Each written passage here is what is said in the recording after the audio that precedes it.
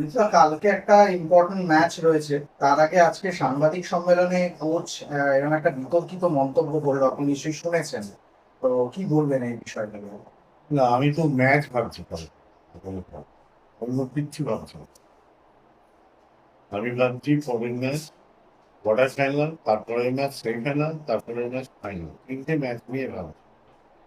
এর বাইরে আমি কারুর কোনো কথা, কারুর বক্তব্য কিচ্ছু দেখছি না।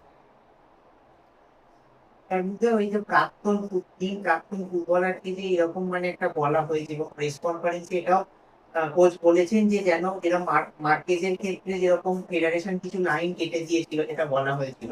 তো এখানে কোচ তারপরেও বলেছেন যে যেন আমার কোনো বক্তব্য না কাটা হয়, এটা আমি এক্সপেক্ট করবো।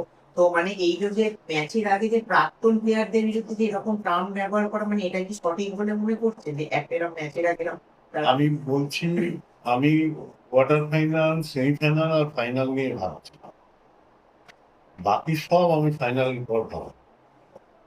একটাই ভাবছি, রেফারিং যেন ঠিক হয়।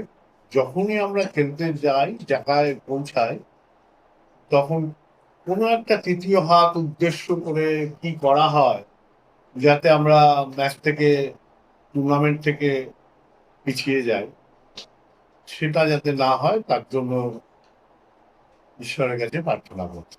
বাকি কিচ্ছু ভাবছি না। কোয়ার্টার ফাইনাল, সেমিফাইনাল আর ফাইনাল ভাবছি।